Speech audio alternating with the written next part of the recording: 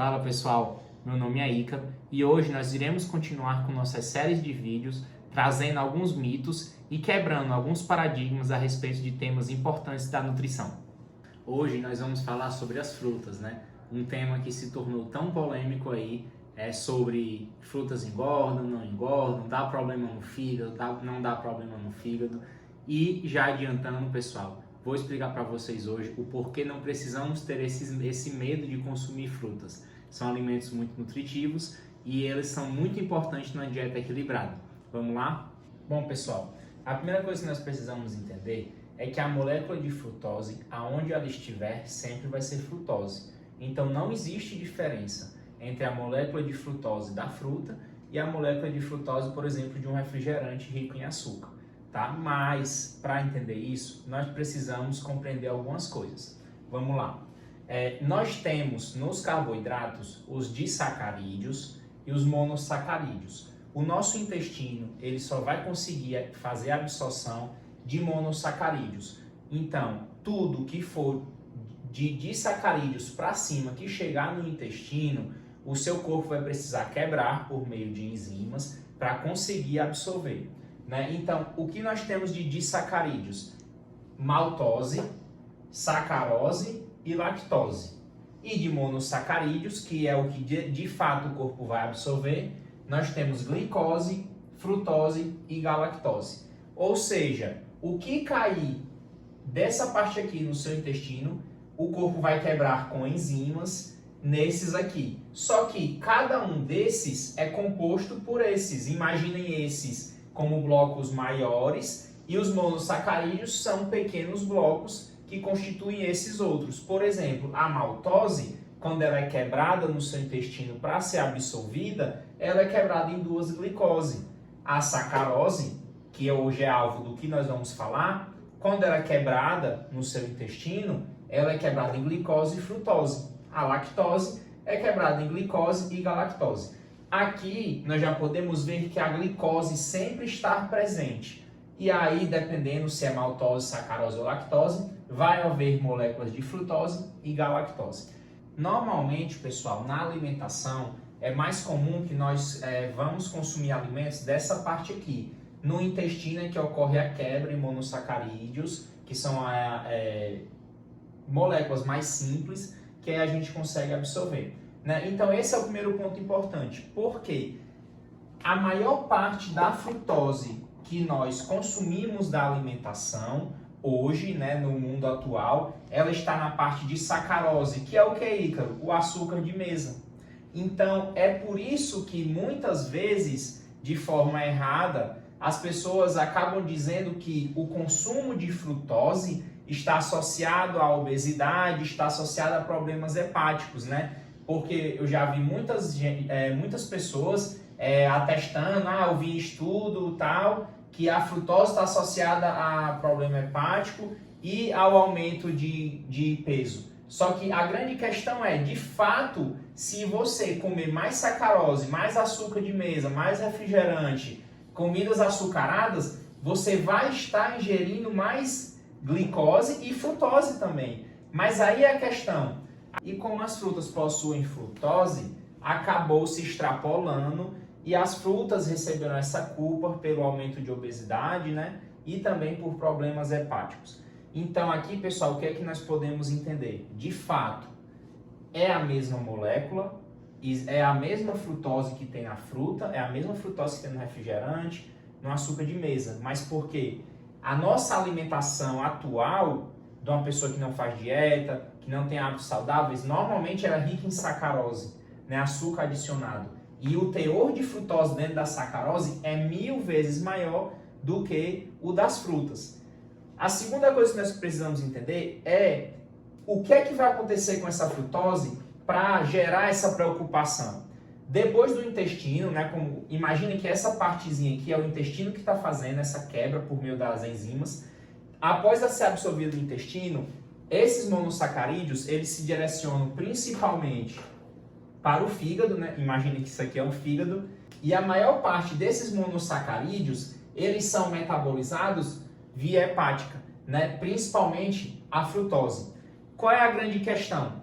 A frutose nessa metabolização, ela vem no fígado e ela vai virar glicose. A galactose, do mesmo jeito. Então, a glicose é um macronutriente, né, a partir do carboidrato, que nós vamos precisar dessa molécula para gerar energia, para armazenar glicogênio, cumprir funções importantíssimas para a nossa sobrevivência. E qual é a grande preocupação aqui com a frutose que gerou todo esse burburinho?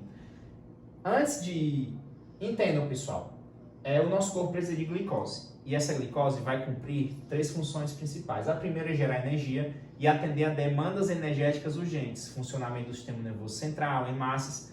Depois que ela atende essa demanda, ela vai ser armazenada como glicogênio muscular, que também é importante para o exercício físico, por exemplo, e depois ela vai gerar gordura, vai ficar estocado na forma de gordura. Lembrem, o tecido adiposo é um estoque de energia. Então, quanto mais glicose você tiver, mais fácil de você acumular gordura, né? E quanto mais glicose circulante. E qual é o grande problema, que não seria um problema, né? Ou qual é a especificidade da frutose? Ela pega alguns atalhos quando vai se transformar em glicose. E lembrem, se essa glicose se acumular na circulação, ela vai ser usada para gerar energia, ela vai ser usada para armazenar como glicogênio e o excedente como gordura. Então a tendência é que se houver mais glicose, mais desses substratos sobrando, mais gordura vai ser armazenada. E como essa metabolização se dá predominantemente no fígado, é aí que entra aquela preocupação com o problema hepático.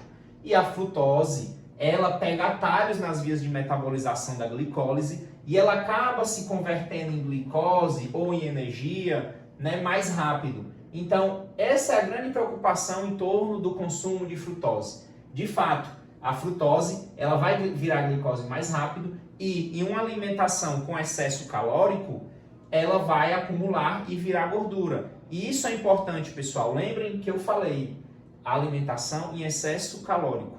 Porque se não houver o excedente de glicose, não tem como você gerar gordura, não tem como armazenar gordura, né? O grande problema é o excesso de frutose em um contexto de superávit calórico. E onde é que a gente encontra, pessoal, esse contexto?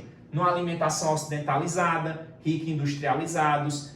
Eu tenho certeza que uma pessoa que não faz dieta, que não treina, é muito fácil de encontrar esse padrão. Então, vocês concordam comigo que o excesso de frutose em uma pessoa que não treina, que não está se alimentando bem, tem sentido sim que ele acumule gordura, que acumule gordura no fígado, que esteja associado ao aumento de peso. Mas não é a frutose que faz isso, é o excesso dela e, junto disso, uma alimentação hipercalórica e rico em industrializados, em alimentos ultraprocessados, né? Então, qual é a grande questão, Ícaro? Por que a fruta entrou no meio disso? Porque contém frutose. Mas, pessoal, não é porque tem frutose que ela possui a mesma quantidade de frutose que alimentos ricos em sacarose. E aí é a chave para entender toda essa questão. Uma coisa é possuir a mesma molécula. Tudo bem, tem frutose na fruta, tem frutose no refrigerante, por exemplo, porque está dentro da sacarose.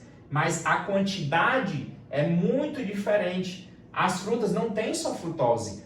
Tem uma matriz alimentar, rica em micronutrientes, fitoquímicos. As frutas também têm bastante fibra, né? E a sacarose adicionada nos refrigerantes é realmente muito concentrada em frutose e glicose. Então, é muito discrepante a quantidade de frutose que seu fígado vai receber vindo de um refrigerante ou vindo da fruta.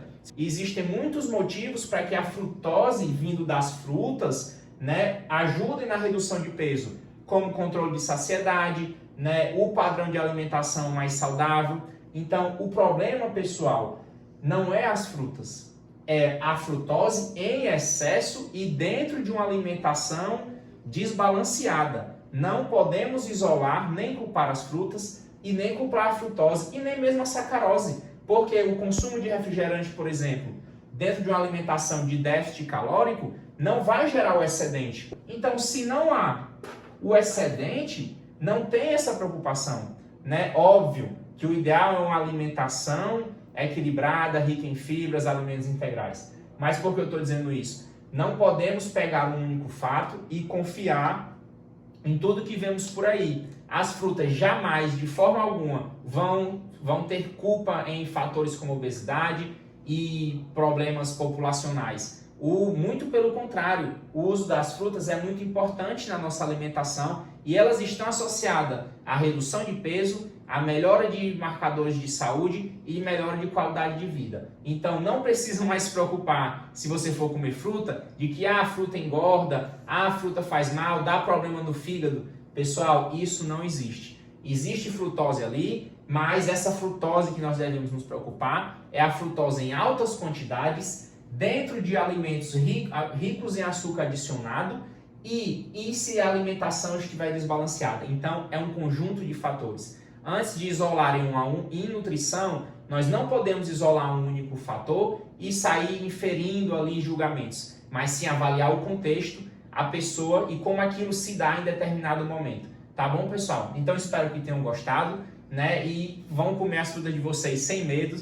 E eu tenho certeza, pessoal, que o padrão alimentar de uma pessoa que come frutas é um padrão alimentar saudável e que de forma alguma está associado com problemas no fígado e nem ganho de peso. Muito pelo contrário, as frutas são muito saudáveis e você pode inserir tranquilamente na sua alimentação.